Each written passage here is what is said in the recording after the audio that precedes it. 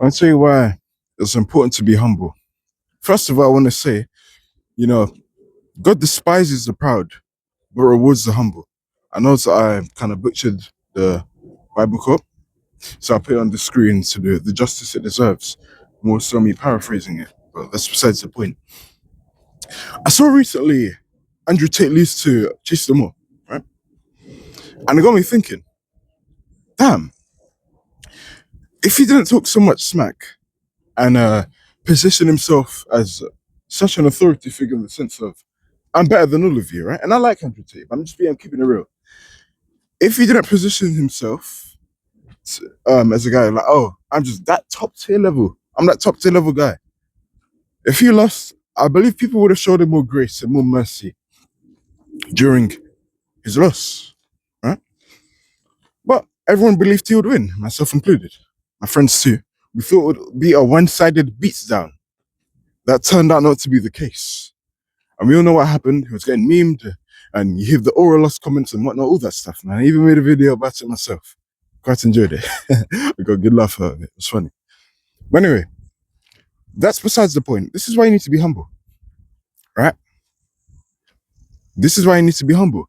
Because when you're not humble, bro, hey, your time will come where you ever crash out or just a downfall. And people are gonna, hey, they'll get at you for it. Like they did Andrew Tate. They're getting at him because he wasn't humble, right? Now he was humble in defeat. But most of the reason why I was getting a lot of stick from people online was the narrative he sold. His persona stems from, just, oh, I'm this top level. Oh, you're a loser. What do you call a loser who loses? A loser. But now that he loses, the narrative changes, right? And I'm okay with the message you said at the end. You need to try all of that. I live by that. Those are beautiful things to live by. But when you built your whole persona, right? You know, hey, he's a controversial guy, but when you built your whole persona, having women hate you and whatnot, all this stuff, and your time finally comes, man, still have to say, man, it doesn't end well. And when you build your audience on YouTube, man, you always need to be humble. I don't care what business you do, what industry you do, especially if it's in an online sense. Hear me out. You have to always be humble with your customers and the people, well, my sense, the people that watch my videos. Why?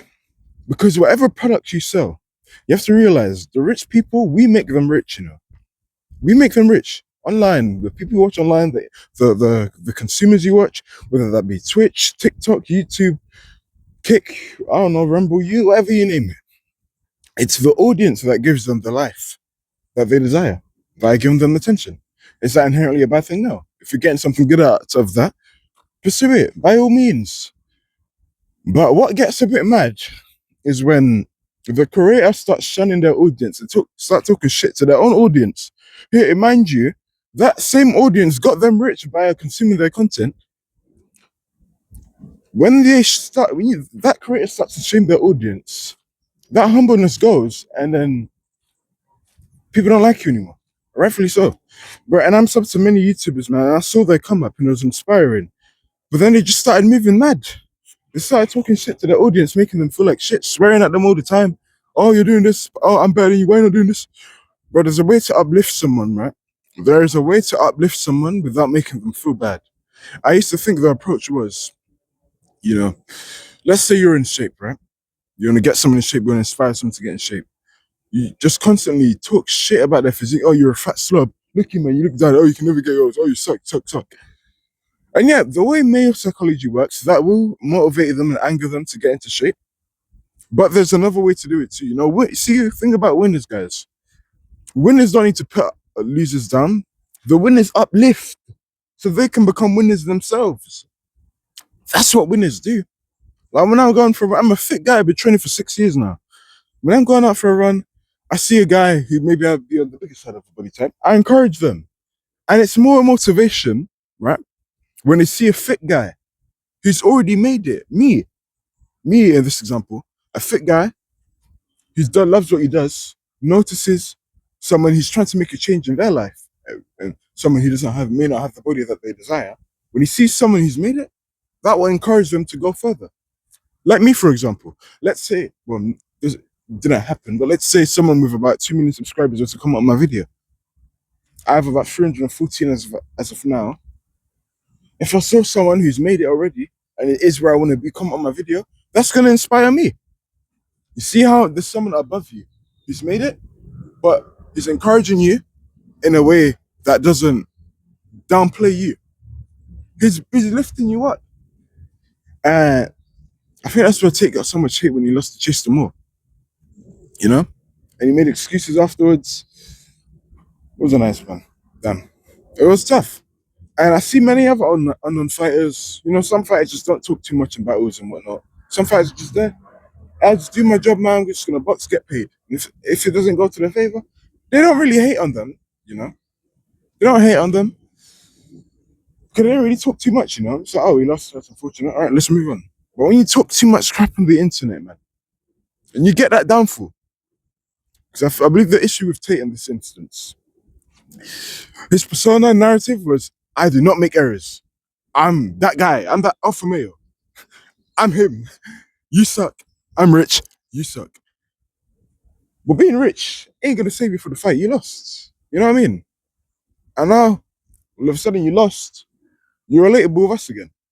But that's how you're always meant to be. Just by being yourself. This is why, guys, I'm big on don't put on a mask on in the internet, man. You don't need to position yourself like this big alpha male guy. Be honest, man. That's what I'm always honest, man. I don't like my videos. I'm an honest guy. We should all be like that. Make the world a much better place. Part of me kind of sympathizes with the creator when they feel like there's this need to just always position themselves in an exaggerated sense of their own importance by ego. But guys, you build that trust and true, authentic connection with your audience, and when you eventually meet them one day, you build that trust through being honest and not lying. I say, guys, I'm not always feeling good today. I'm not feeling the best today. I was earlier, about 15 to 20 minutes ago. I'm just not right now. Is my mental health still good? Yeah. But my brain just ain't feeling it. Am I going to use that as an excuse to do or not do what I need to do? No. After this video, I'm going to box for like 20 minutes. Just be honest, man. Always be humble, man. Have a modest view of your own self-importance. You know, one of the sexiest things a man can do?